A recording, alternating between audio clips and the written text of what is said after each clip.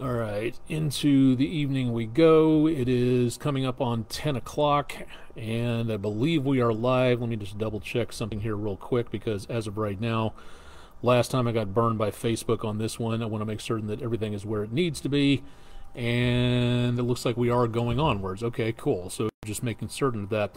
I'm Chief Meteorologist Austin Onig. This is Weather Overtime, back with you on the evening show. Was working for Chip Chapman a couple of mornings, keeping an eye on what was happening in the morning. Now back with you on the flip-flop shift. Chip will have more details on your forecast coming up tomorrow morning at 5 o'clock, which could include the possibility of some more showers and thunderstorms coming our direction. We'll talk more about that here in just a little bit. Coming up, the possibility of more flash flooding, more chances of rainfall at least early on in the next couple of days, and then the temperatures start to take a bit of a downturn into the weekend, so we'll get some nicer weather for any outdoor activities. That's looking a little bit better for now, but otherwise not doing too bad overall when it comes to everything in the way of weather. We managed to pick up just shy of half an inch of rainfall for today on the almanac page, and our high temperature wasn't set until right before sunset, so we did manage to make 78 the high, which was way below normal for this time of the year. Low temperature was pretty well spot on, but otherwise not bad for much of the area. Record high last set back in 1998, 100 degrees, so for record setting temperatures around here, you got to go at least triple digits at this time of the year before you go any higher than that. Record temperatures, again, very warm numbers, yes, but not exactly, again, record-breaking, so not doing too bad. I want to switch over to our cameras real quick. Might be able to see a little bit of this left over, kind of hazy over downtown, looking back toward Lookout Mountain, where air quality is much better at this time. If you go out and take a look around, if you have a good view of the west, you might be able to see a couple of things. Number one, the waxing crescent moon, and then also just over a little farther, kind of hard to see with the cloud cover here, the planet Venus showing up quite nicely. So the clouds breaking up a bit, and a very large spider heading in over the area. Say hi, everybody, to Sylvester the Spider, checking in from the upper left-hand corner of our screen for this evening. Back to downtown real quick from the News 12 studios, looking over the north side of Lookout Mountain, which a couple of days ago we couldn't even hardly see Lookout Mountain. Yes, the pollution was that bad out there, but for right now, looking a little bit clearer and hopefully staying that way. No smoke on its way from Canada. A lot of construction going on here at 2475 in south central Chattanooga, just north of the Georgia state line, so this may be an area to avoid as we go into this weekend. And a quick check of Lee Point, that back at 153.64 interchange. Not quite, a little hazy, not bad considering where we have been over the last couple of days with all that wildfire smoke, but otherwise traffic moving along quite nicely. Maybe some patchy fog overnight. Temperatures have dropped off a few degrees, but it's still very much on the mild side. And yes, the possibility of maybe getting into some visibility problems toward tomorrow morning.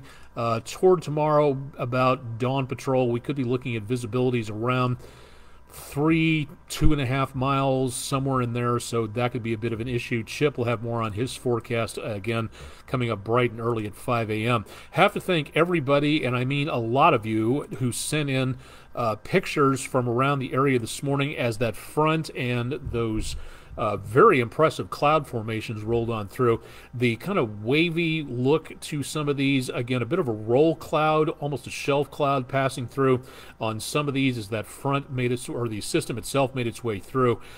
Bit of a roll cloud or a shelf cloud there. And then the kind of wavy view that you see there, they used to be called undulatus asperatus clouds, but now they're just asperatus or asperitas, depending on how you pronounce it. Some much amazing colors of gray in between the cloud layers out there. So thanks to everybody who sent in some wonderful pictures, and this is just a small sampling of some of the pictures that we picked up out there from earlier on today. If you've got pictures to be able to feature as our West Shore Home Weather Window picture of the day, like we did have with several people, again, please send them in to us at pictures@wdef.com. Would love to see more about what you're seeing out there. Tomorrow, looking at the potential of an excellent day for fishing, according to the website that we use. Patchy fog in the morning, scattered showers and thunderstorms possible throughout the entire day. what we had in the way of showers and thunderstorms from earlier on today down to the south, helping to pop up some more showers and thunderstorms there, and some more activity developing well back to our north and west. And that is what we could be seeing moving down our direction overnight. So your commute to work tomorrow might be a bit problematic. Even though for right now we did not pick up that much of anything in the way of flooding reports, numerous flooding reports, heavy rainfall well back to our north and to our west. But for the immediate future, time is just past 10 o'clock Eastern time. There's nothing showing up in the way of rainfall at this point, but we could be looking at more of that coming up a little later on. High pressure over the Gulf of Mexico is doing a very good job of setting up a lot of warm, moist air heading up this direction, and as it goes, we will continue to see more muggy, warm conditions over the next several days. So that, again, for outdoor activities is going to be the worst of the worst. We've got several fronts, several impulses of energy working their way through the atmosphere, and some of those, again, might make their way about as far south as this one has. Some of the computer models are pushing these things straight on through. I really have a bit of an issue with that in the computer models. I disagree with those for now, because this area of high pressure down around Florida and the Gulf and East Coast is kind of not only supplying the moisture and warm air up this direction off parts of Mexico and the southern United States, but it's also kind of acting as a pushback to all these fronts, which is why all of these are stacked up like cars in an interstate jam. We just don't have a lot of these systems. If we did, we'd see a lot clearer skies coming on through the entire area, and that's not happening because of this area of high pressure. So for right now, I think we're going to be seeing the potential of some of these storms, again, passing close to the area. But for high pressure down here supplying us with the moisture for the storms and the humidity, I don't see them passing all the way through the area anytime soon. Now, overnight into tomorrow morning, let's get this loaded up here. We see again the potential for more showers and thunderstorms redeveloping dawn patrol tomorrow morning, and then some of those could intensify enough to where they stick around, and then another round of storms coming in behind that one. So we've got the initial pulse here, a secondary pulse developing over middle Tennessee, right where they don't need it, because they picked up a ton of rainfall for today, and all of that is going to be heading down our direction throughout the course of the rest of the day. So it looks like another possible soggy day, but after that stuff moves through, and if we get enough sunshine, temperatures could bounce very easily back into the lower to mid 90s. So another very hot day for the Tennessee River Valley coming up, and maybe a few lingering showers and thunderstorms out there, and then another round comes through from the mid-south as we go overnight into very early Friday morning. Again, for severe weather purposes, we'll take a look at that coming up here in just a little bit. As it is moving into relatively stable air, I don't see a lot of concern with this for major severe weather, and most of this should be clearing the air as we get into and around the area of very early Friday morning. So if we get rid of that in time, it's a good possibility that we may soar back again into the lower 90s by the time we hit afternoon and evening on Friday afternoon. So expecting a hot finish to the week. Numbers again back in the lower 90s with plenty of sunshine out there. All right, for severe weather purposes, the Storm Prediction Center, the earlier forecast we showed you on News 12 early on this evening had that severe weather threat most prominent over our area, but now that's lifted back to the north, and again, that's a marginal threat of severe weather. This is not, again, a major severe weather outbreak, but some of those storms round about I-40, that is where we could be seeing a potential problem there. Then tomorrow, that threat redescends across the area. Now, this forecast for day 2 for Thursday is several hours old. These forecasts for day 2 and day 3 get issued about 12 hours apart, sometimes more, sometimes less. But basically the bottom line is this is very old forecast data, so this will be updated overnight somewhere around 2 o'clock Eastern time, and when that happens tomorrow morning, we'll bring you more on that. But for now, there is still the possibility of a marginal threat, and that could linger into Friday, possibly early Saturday, as that threat begins to drop down to the south as that latest front arrives and again gets a little bit more energy to move south of us. Again, I really am iffy about that front making its way all the way south of the News 12 viewing area, but we will continue to keep our eyes on that, so keep an update forecast with what's going on by keeping it tuned to News 12 out there. Bishop Bob Midget, good to hear from you. Hope you and Mr. Josh are doing fine. Thanks for dropping by. Glad to hear from you guys. Thanks for stopping on through. Appreciate the wave hello for this evening.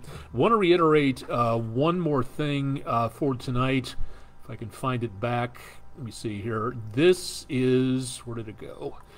Okay, we had a decent amount of rainfall for today, and I hope I didn't delete that. Give me 2 seconds here to find that back. Live TV, this is what happens from time to time. We got tons of rainfall available. Okay, here we go. For the last 24 hours, we wound up with that first round of rainfall, and then that second one came on through. We did see again the potential of the heaviest rainfall well back to our west, which is where the really good chances of flash flooding were, way back toward Nashville, Middle Tennessee. We're talking about like 3 to 6 inches plus of rainfall for today. We got some around 2 inches plus, but we didn't see enough for flash flooding or major amounts of rainfall leading to flash flooding. Here's the problem. The ground right now is saturated with all that moisture, which is why we may see the fog into tomorrow morning. And there are signs, according to what we're looking at now, that this is going to be, again, the potential for more rainfall. And at this point, it's not going to take much. It's going to take some rainfall, just collecting, running off from those hills and mountains around the area, and collecting in low-lying areas around bridges, creeks, streams, ravines, gullies, whatever you want to call them, and wherever water collects, that's where we could see, again, the water rise very quickly, and that could lead to the potential of flash flooding. So while this doesn't seem to be much in the way of rainfall, it could lead to the potential of flash flooding throughout the next couple of days, and this is something that we are going to be having to watch very carefully. And I want to reiterate, again, repeating myself, the risk of that, but I'll risk it to make certain that somebody will be willing to make certain that their lives are saved on this. The potential still exists for some flash flooding well back to our north and west. Paducah, west of Nashville, Jackson, Tennessee, could see a good possibility of a flash flooding risk tonight and into early tomorrow morning. Then that threat shifts a little bit to a higher category for us, just a little bit. That'll be for Friday, and then more showers and thunderstorms coming down Friday into early Saturday could continue that flash flooding threat. So for the next about, say, 48 to 72 hours through about early Saturday morning, that's where we see the potential the greatest between now and Saturday of maybe getting in some flash flooding, and that's what we really have to watch out for right now. Again, the severe weather threat, not a major concern. It is possible, but not a severe weather outbreak. The main thing we're looking at is damaging winds and the potential of heavy rainfall from these storms. That is going to lead to the potential of maybe some more flash flooding out there. Please use caution. Never drive through water-covered roadways. You don't know how deep that is. So if you drive through it and you don't even know if the roadway is still there. So if you drive into water-covered roadway and the water has washed away the roadway, which may not seem all that difficult to imagine, it is possible. And if you drive into that, there's nothing for your car to rest on, and your car just floats away downstream, and that could be the last mistake you ever make. Add to that, you don't even know what's in that water if it's rushing on through and what awaits you downstream. You could get trapped very easily in some very dangerous situations. So avoid that entirely. Yes, it's an annoyance. Yes, you have to go farther to go a short distance, but if it keeps you alive, this is a very good thing. So remember, again, turn around, don't drown, find another way to get to where you're going, and hopefully we begin to dissipate some of these rain chances over the next couple of days or so. 7-day forecast tonight. Again, traffic moving along pretty well from the Lee Point area. Let's get the Island Cove Marina and Resort camera in there, and not doing too bad on the view for tonight. Matter of fact, looking at if I'm not mistaken, looking at that particular bright star right there, I believe that's the star Regulus from around the area of Leo the Lion as it sets in the west. If I'm not mistaken, that could be other stars out there, but I think that's what we're looking at for right now. But for the 7-day forecast, this is where we see again the change in temperature taking place, dropping the numbers into the weekend into the upper 80s, and that assumes that that collection of fronts makes its way all the way down our direction. If it does, and I'm crossing my fingers on this, back in the upper 80s, I'm just not that confident we're going to be seeing the high pressure relent control over the Gulf of Mexico. When those high pressures build over the Gulf, they have a tendency to kind of lock themselves in place and not move that far. Drift, yes. Move, rarely, depending on what goes on. So for right now, it looks like this computer model is doing a good job of saying that the high pressure is going to drift a little farther, allow the drier air to come in. That gets rid of the rainfall chances. That drops our temperatures, which, if it happens, great. I just don't see it as the predominant leaning conventional wisdom, so to speak, with the weather for right now. But here's hoping here's hoping I'm wrong in this case, to give us some relief from the heat out there. Dry through much of the weekend. Showers and thunderstorms could linger on through about Saturday morning, possibly into that area, and that again could be a problem for outdoor activities. But it looks like most of the activity for Saturday should be confined to the morning, some isolated activity by the afternoon, and then we clear things out. So for part of the weekend, things look pretty good. Mostly sunny skies for Sunday, and then dry and pretty warm out there. This is normal for this time of the year on temperatures, back in the lower 90s. So it'll be pretty close to where we should be at this time of the year. Not doing too bad on the numbers there. We will be getting warmer again toward about Wednesday of next week, and that also brings back our chances of showers and thunderstorms. Not great chances, but again, we could use the rainfall out there, as we saw in the almanac a little while ago. We could definitely use some help on that. Out into the tropics, so let's go to the Pacific first. Calvin is a shadow of its former self, moving to the south of the Hawaiian Islands. The winds are still at tropical storm status, so it is still hanging on there. It's booking really quick to the west at about 20 miles an hour. So this thing giving some rain and wind to the Hawaiian Islands, but it does not look like a problem, and it doesn't look like it's regenerating anytime soon. So definitely some good news on that for right now. Don is still wandering the Atlantic, up and down, left, right, sideways, and it is still tropical storm strength as well. It's expected as of right now to make a loop-the-loop. It's going to curve back to the northwest, so this thing could come 360 in a matter of days, depending on what happens. Where it goes from there, again, so far the computer models take it up higher into the North Atlantic, maybe closer to Europe, and that colder water should sap this storm's strength. Now, a little farther to the south, we have another storm system coming in from off the coast of Africa. It's not doing much at this time, and we'll show you why in just a little while. And the odds of this thing actually making it to anything organized, a little bit on the iffy side for right now. 20% chance of development in the next week or so. It is going to be moving over those very warm, and I'm talking bathtub warm waters, 88, 90 degrees on some of those ocean temperatures out there, as the ocean does its best to absorb the climate change heat from the atmosphere. So we'll see how well that goes. But here's the interesting thing, because right now a massive glob, two of them actually, glob of dust from the Sahara is moving out over the Atlantic. One is starting to dissipate over parts of the Caribbean and trying to make its way up into the southeastern United States, but it's kind of in a holding pattern now. That high pressure we were talking about, keeping that at bay for the time being. And then right off the coast of Africa, another burst of dust coming in and over that particular area where that storm is located. What does that have to do with anything? The dust acts like a filter, kind of like blinds almost, filtering out the sunshine, reflecting that heat and light back out into space, and therefore the temperatures here, because of the ocean surface, it's warm, but so far this is lending itself to blocking some of that energy, and we're not seeing a ton of storms developing off of Africa at this time, which, again, to keep things quiet on this side of the pond, that's great, but it is going to be very quiet, and that means, unfortunately, potential energy will build up, and that means any storms that form here, once this dust pattern changes a little bit, we could be in for a very rough end of July and through August, depending on what happens. That's just a possible, semi-plausible scenario right there, but it is a potential thing to watch out for. So we're going to be watching this area of the oceans very carefully over the next several weeks. And if you're planning any trips to the Gulf, Florida,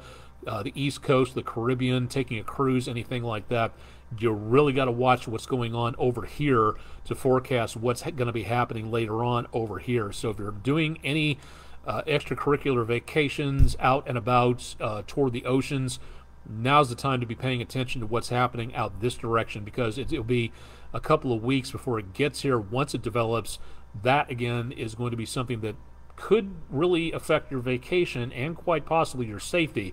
So definitely want to stay tuned to News 12, and we'll keep you updated on what we may be looking for there in the course of the next several days. Want to mention this again: if you are a resident of Whitfield County, Georgia, in the News 12 viewing area, the Whitfield County, Georgia Emergency Management Agency will be giving away 200 weather radios, pre-programmed. You don't have to worry about programming them yourself.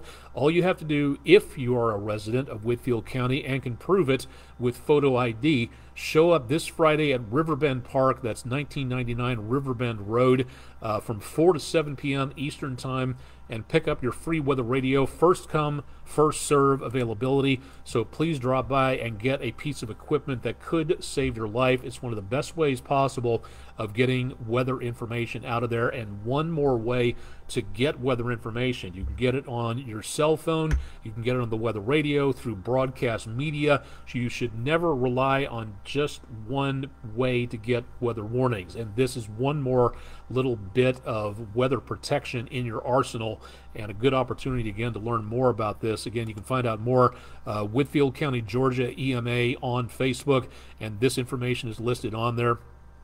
Again, this is for Whitfield County residents only, photo ID required. 200 weather radios to be given away. First come, first serve. So 4 p.m., that's where you want to be if you're a Whitfield County, Georgia resident. Excuse me, and if you have the photo ID for that. Want to throw this in again one more time: if you are a teacher, an administrator who would like to have us visit your classroom, please let us know. Go to the Food City Weather in the Classroom page at WDEF.com.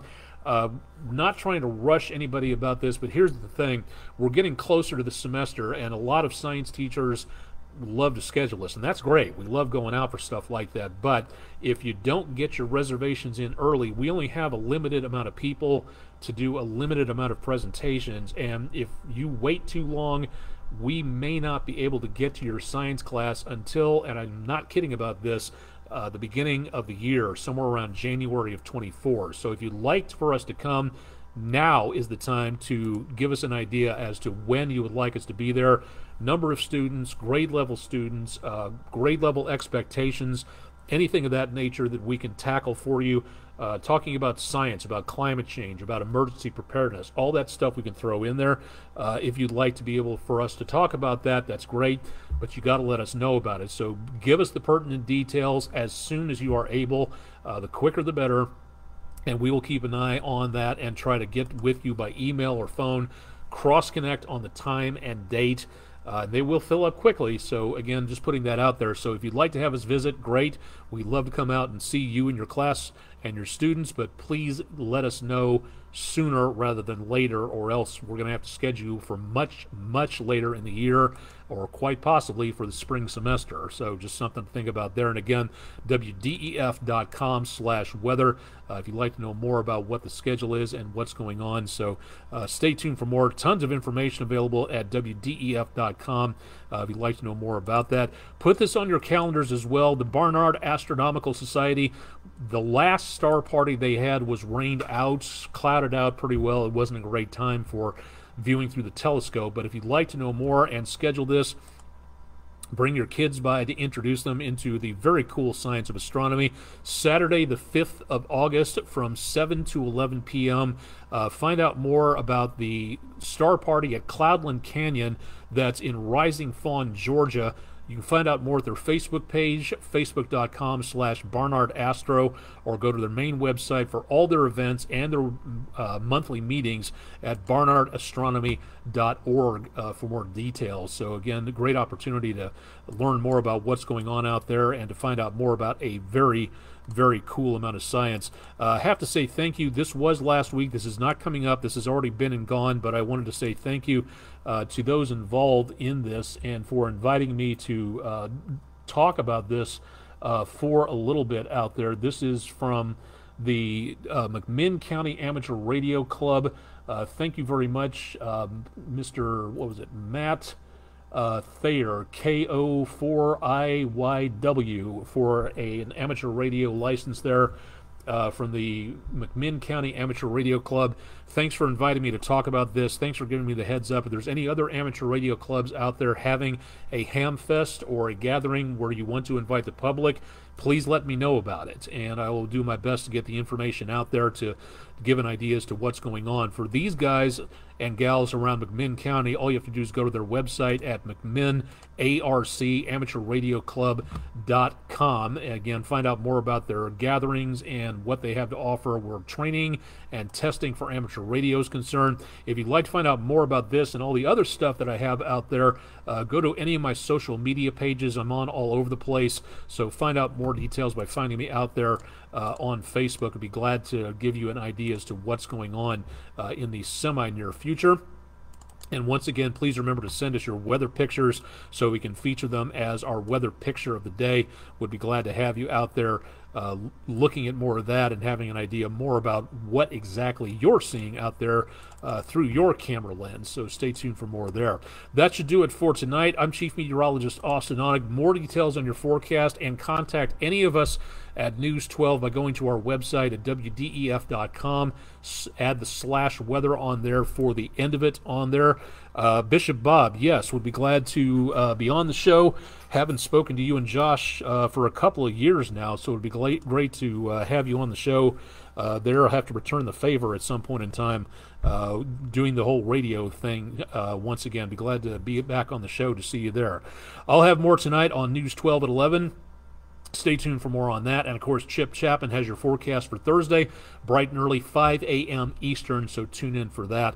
I'm Chief Meteorologist Austin Onig. You've been watching Weather Overtime. Thank you very much for watching tonight, and stay tuned for more with News 12 on air and online.